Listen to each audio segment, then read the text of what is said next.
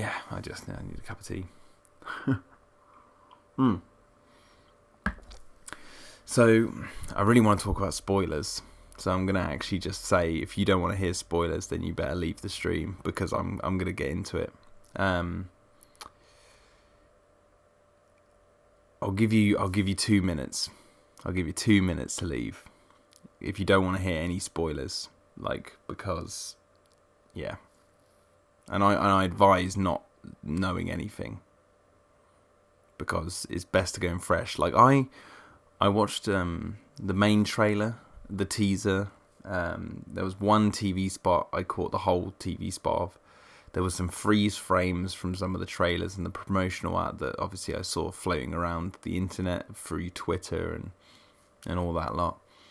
But really, I was going into this film with many, theories and ideas of where the story was going to go. But I really did go into this quite fresh, and I think that kind of helped.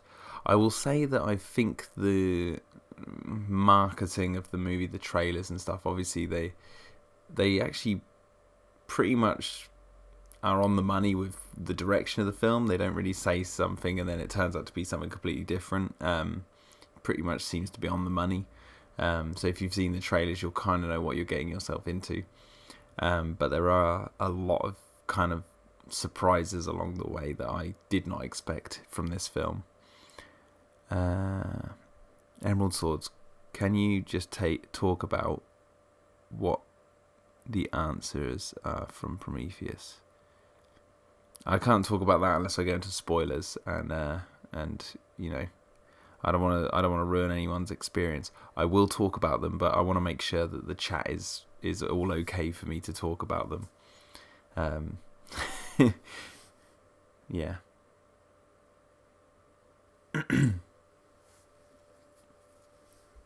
I might just collect my thoughts and then redo this intro to the actual Covenant review.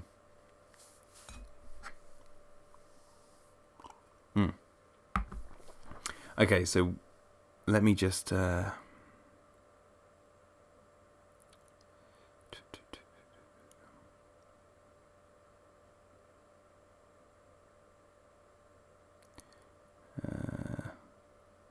cool. All right. Let me just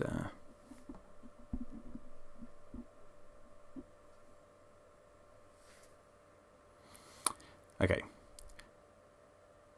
So hey guys, and welcome to my live stream for the Alien Covenant review. I just wanted to give a bit of a heads up for a few minutes before actually getting into the spoilers and the meat for this review.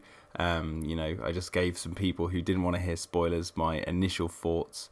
So if you are in the chat right now and you don't want to hear spoilers, this is your last chance, because I am going to now get into the meat of it.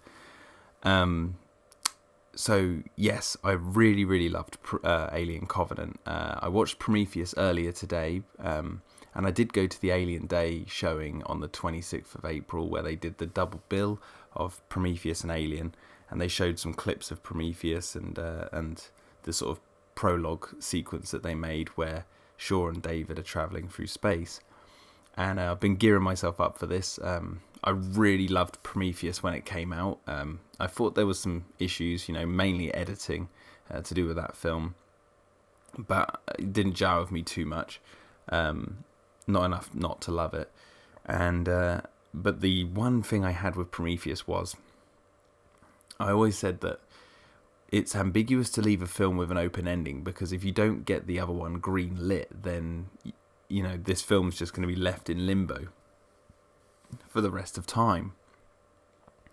So I'm glad that Covenant's been made, because it does come along and sort of address some of the issues that people had with Prometheus. Not all of them, some of them.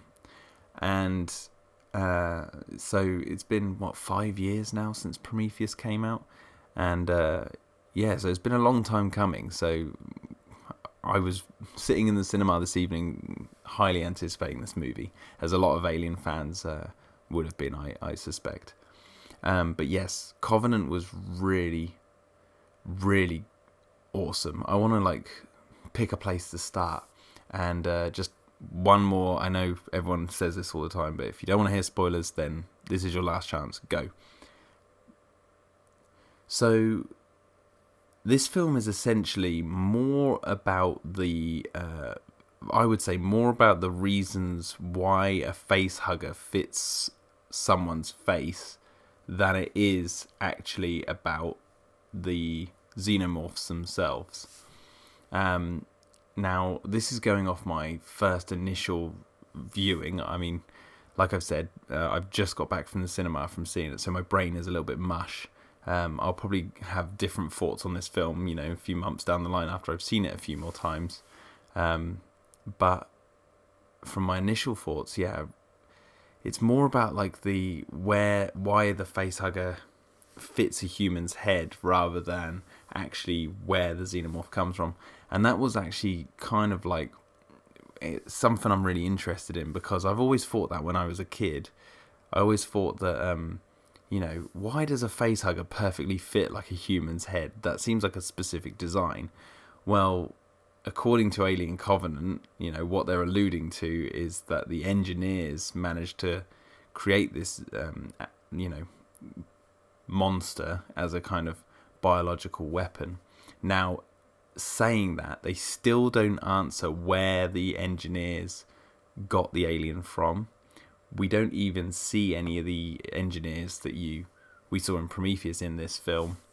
You see like another civilization that they've created, but you don't see the actual engineers themselves, because this film's set on like a planet that David sort of went to with the ship to destroy this civilization. Unless that was meant to be the home world. Maybe there was a line of dialogue I missed. I don't think it was meant to be, though. I think it was just meant to be a random place. Maybe when it comes to the making of it, I'll get some answers on that. If it was the engineers' homeworld, then that would be it was all right. But I actually preferred it if it was just a civilization that they seeded. The reason for that is like when David and Shaw arrive on the planet, there's this huge crowd to greet them, and they're all like, they're here. And it's like, if they were cheering like that, it's like they're greeting their gods more than actually, I don't know, they could just be welcoming people home, but still, like, I need to see the film again to really answer if that was the engineer's homeworld or not. But the film sort of, to sum it up, it's about David, who's been on this planet and he's been experimenting with the populace, and he's gone mad, and he wants to pretty much completely destroy every single human because he sees them as inferior to himself. And this is made, perfectly clear from the opening of the film when David's talking to Wayland, and he comes to the conclusion that Wayland's going to die and he will continue. So why is he the servant? Which is why David wants to kill all the humans. He thinks that we're inferior because, we're mortal and that sort of thing. It was great to watch Prometheus before going in to see it, because you can actually really see the evolution of David's character. You can see the way he's the first to be introduced in Prometheus, pretty much. Aside from Shaw and Holloway finding the hieroglyphics, but so you meet David and he's on the ship on his own. You can see like how he begins life as this sort of servant, but then he learns to sort of transcend it. And there's some fantastic sequences between Walter and David where they're talking about what it means to be like an android or a robot in this sort of society. Some really good stuff there. There's so much to process. I think what I love most about the film was this complete sense of almost cold empty space. They really nailed the atmosphere in this film of somewhere just out there in space that is dead, is like a no-go zone, apart from David. And I thought that was really cool. The Covenant, all the space stuff's fantastic with like the ship, and there's some great shots of the ship like over the storm, and some really some cool landing sequences and all that sort of stuff. All that's top notch. The special effects are really, really good. There's a lot of I would say, if I want to just get this off my chest, my biggest grievance with the film, something I didn't really like, was the use of like handheld camera. Now Ridley Scott has been using that ever since the early days. Even in Alien, there's a lot of handheld camera when Ripley's running around the ship.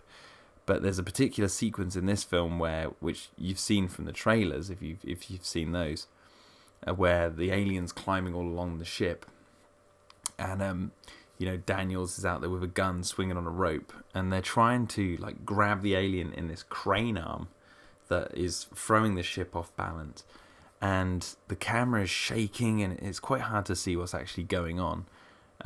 Maybe if I watch it again, like on home viewing, it might be easier to see. So I don't want to wholly judge it just yet because I've only seen it once. But from my initial viewing, it was very hard to kind of see what was actually happening. It would have been nice to have the camera just sort of a little bit more steady during like the whole action sequence.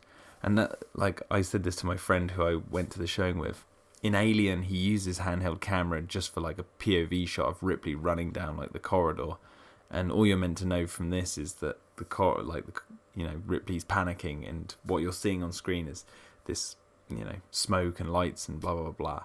But in this film, like, they use the handheld camera, and what you're meant to be looking at is the alien being grabbed by the crane arm and her shooting it, and all these specific little details in what's happening.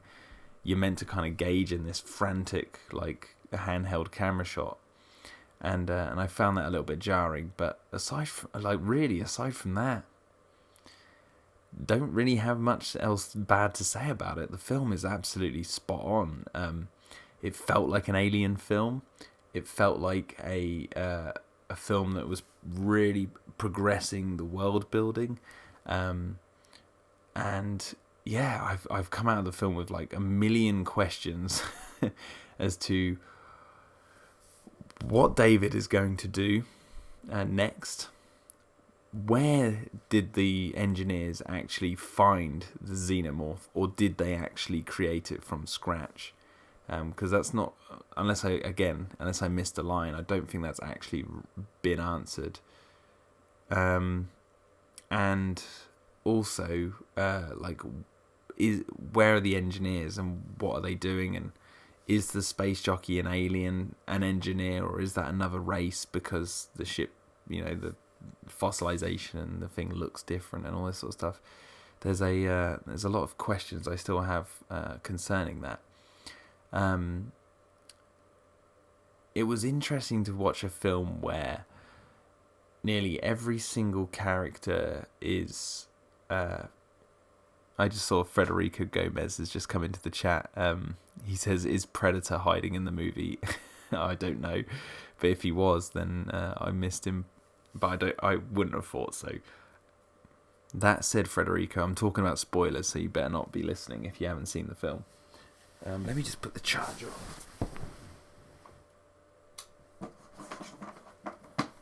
Oh, where is that? Here it be.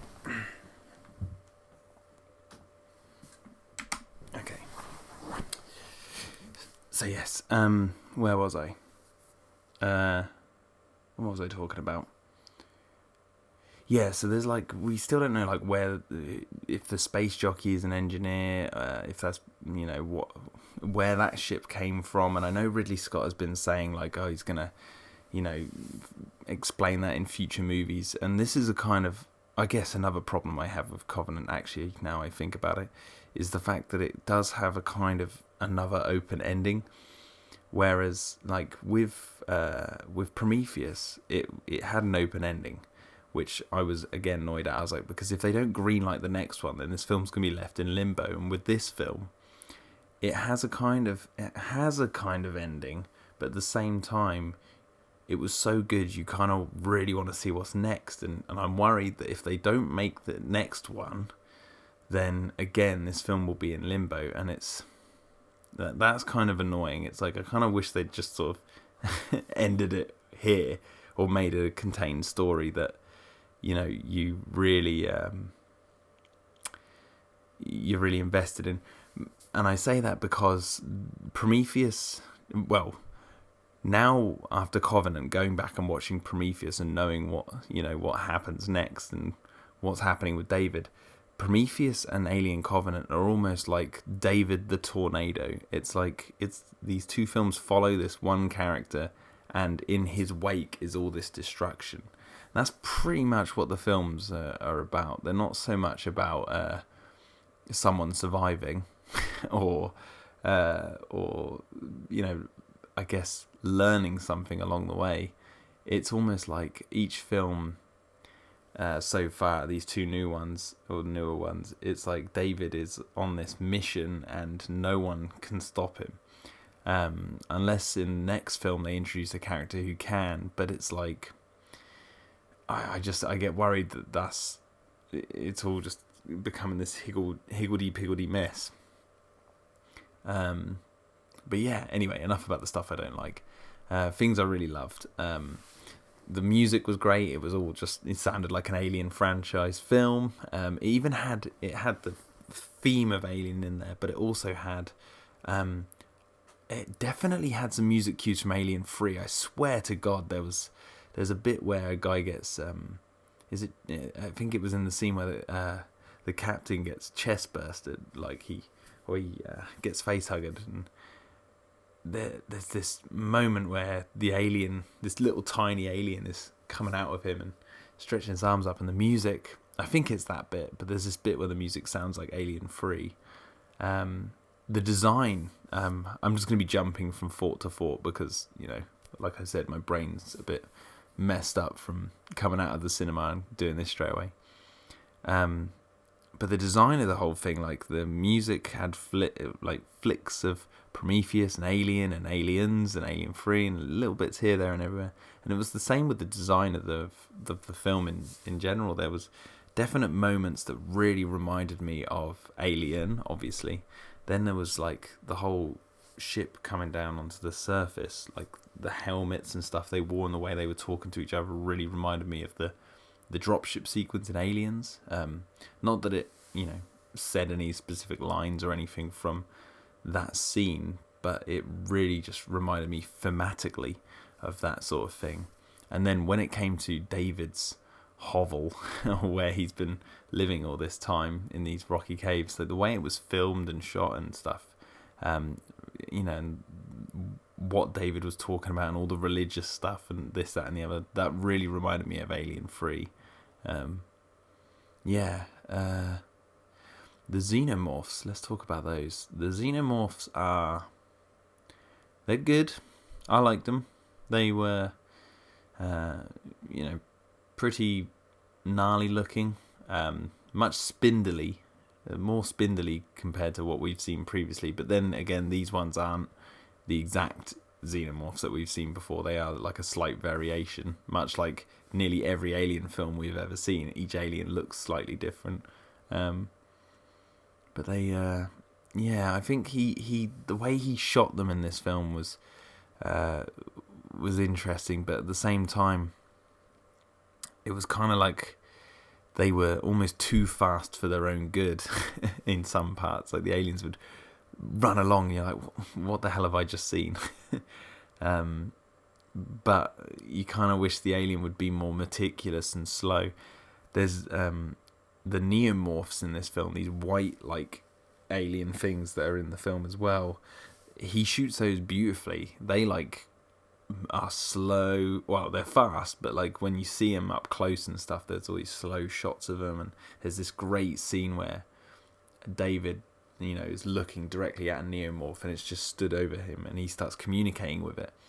And it's terrifying. Like I was literally on the edge of my seat, just going, "Oh shit! Like what's going to happen next?"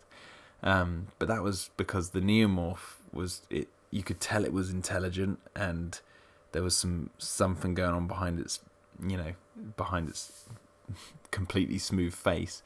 Whereas the xenomorphs in this film, there's one bit where one takes out a CCTV camera, but I can't really remember any other moment where they showed sort of intelligence. The xenomorphs that we see in this film they seem to just be more, they see a human, they will just run towards the human and just kill them instantly. Which on one hand is scary, because if you're in that situation, you'd be like, I've got to get away from this thing.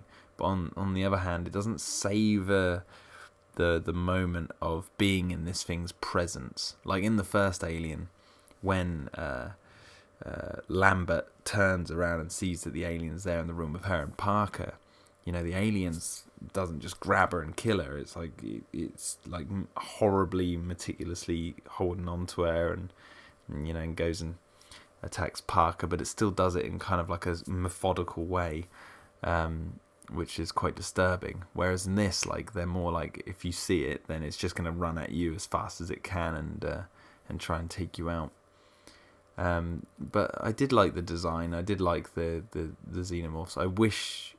I just wish he'd kind of shot them a little bit differently.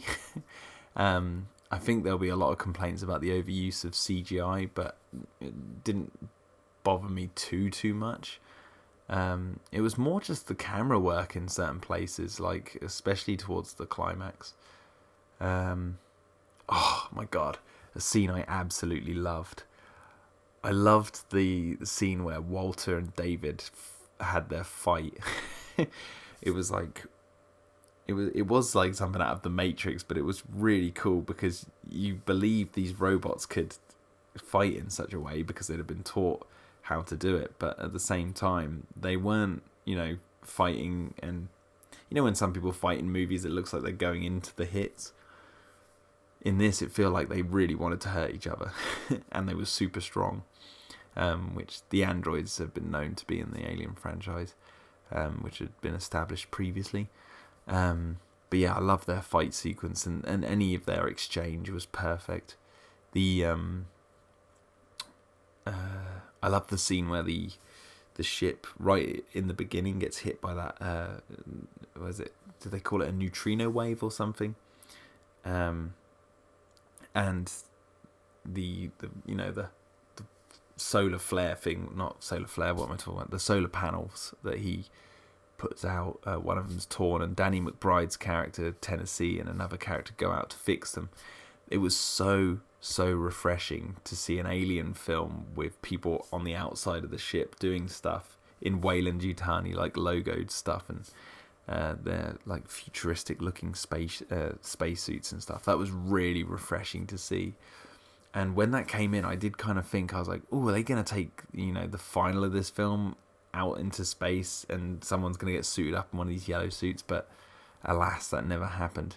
Almost did, because towards the end they blow one of the xenomorphs out of the airlock or out of the cargo hold. But yeah, I was like, oh no, is the alien going to be like floating around in space attacking the ship on the outside, and they have to go do it out there? But they did not. Yeah, it was kind of it is a film that kind of ends on a downer. I'll say that, because if it ends with David essentially putting the main lead into cryosleep. Daniel's into cryosleep, and she realizes it's David at the last second, and she's scared. She's like, oh god, because she knows what David's been doing on the planet. And the film ends with the Covenant ship going off into space, with like 2,000 plus people on it, and David, and he's happy that he's got his experiments, and he puts two little facehugger, what look like facehugger embryos in amongst with all the human ones. And you're like, wow, so this film ends on essentially the villain winning. And this is what I mean by when I was talking about earlier about the whole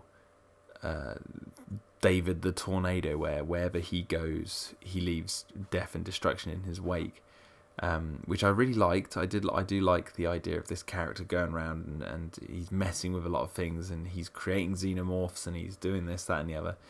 However, like, it does, you need someone you can attach yourself to, who's the person who you want to see win, I guess. I mean, like, because I don't think you're meant to be on David's side. You can sympathize him to an extent where you're like, okay, yes, you are the creation of humans, and humans are searching for their creators because they've got limited life or whatever, and you see yourself as superior. But at the same time, it's like there's only so much sympathy you can give before, you know, you've got your villain, and a villain needs a good guy to be stopping them. I mean, Ripley, we attach ourselves to Ripley because she's the hero, but she does have like the aliens and other people and the company as the antagonist she has to fight. So we've flipped it round now. So we've got David, who is the villain, and he's, you know, meddling with nature and messing with all these human characters, but he doesn't really have anyone to bounce off of. He did have Shaw, but but she's dead in this film. He cut her up and used her to make xenomorphs. And Daniels, who was in this film, he's put into cryosleep, and he's put a message out to the company saying that the crew's all dead. So I'm assuming at this point that, you know, he's killed her along with the rest of the Covenant crew.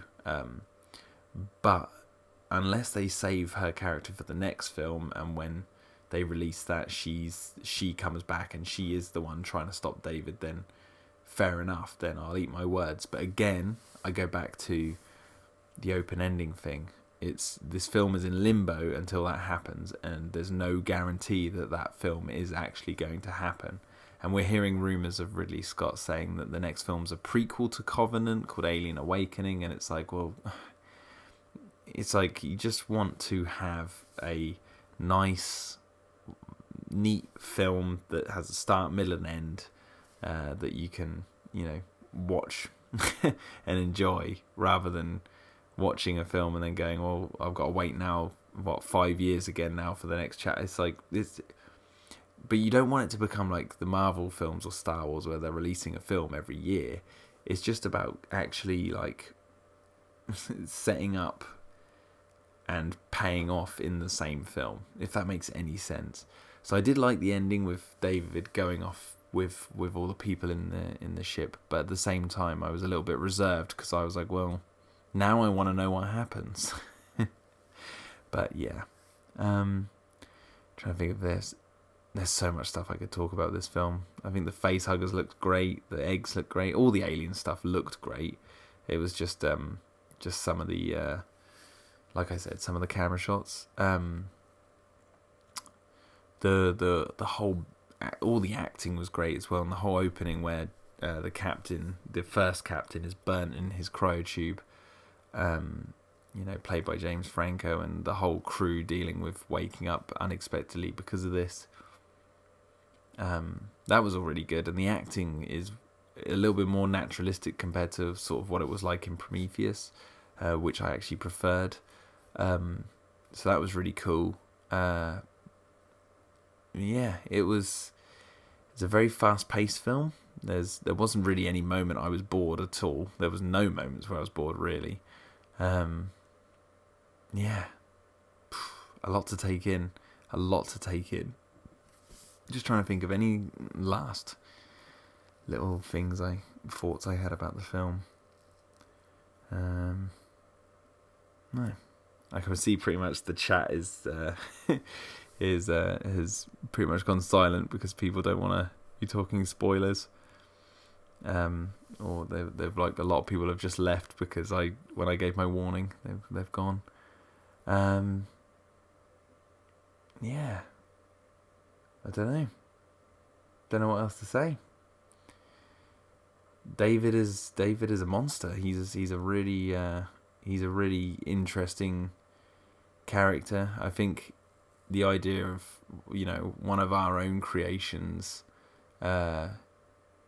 essentially completely breaking his programming and becoming an individual, and he's now the one who must be stopped.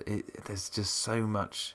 there's so much they can do with that, but we've only been introduced to it in these two films. It's like I want to know what's going to happen, but at the same time, I just hope that it does actually happen, because, again, open endings. But and I was really invested in Prometheus with Shaw and where she was going, and also her going to the engineer homeworld and learning about why they've done what they've done. Now, obviously in this film, Shaw's dead. The potential engineer homeworld has been completely destroyed. However, I don't think that is the engineer homeworld. I think it's another planet. And so her journey has come to an end. Now, I could complain about that, but I'm an Alien³ fan. I'm talking about spoilers right now, by the way, so if you've just come into the chat, Master Builder, you don't want to know, I'd say leave, because I am talking about spoilers as we speak. Yeah, so I'm a fan of Alien³, so obviously Newt and Hicks get offed right in the opening of that, and I get that because the film's about Ripley, Ripley's end, her retribution, her redemption, or whatever you want to call it. It's like she wakes up and she's in the middle of hell again, and this time she is literally on her own, and how does she deal with it this time? It ups the stakes from Aliens for her character. Whereas in Prometheus, I was fully invested in what was happening with Shaw and where she was going, and I was really intrigued to see not necessarily see the engineer's homeworld, but definitely get introduced to the what they are actually about a little bit more. Whereas in this film's more focused on what David wants and what he's learnt from the engineers to accomplish his goal of destroying all mankind. So I will admit I was a little bit disappointed that Shaw met her maker in the way she did, but at the same time I absolutely loved it because it was hideous, and it was not hideous for the character. I wouldn't want Shaw to have gone through that, but at the same time, for the story of the Alien franchise, this Shaw wasn't going to have a happy ending. And also, it's kind of a tale of she's been bitten by the dog that she feeds, or whatever. That, I think there's a saying out there somewhere to do with something like that, but it's like she looks after David, but David is the one who kills her. And when you watch Prometheus back and you watch the way he treats her, I'm surprised she even trusted him in the first place. But in order to get off that planet, she needed David, so it's kind of like she needed him and he needed her kind of situation. But not in a million years, if I was sure, would I have put David's head back on. But yeah, so really, really fun movie, really cool. Didn't like the handheld camera action, and was a bit on the fence about the way it's left it all open-ended a little bit more. I kind of wish there was a little bit more about the engineers and what that world was that David destroyed, a little bit more, who they were and all that.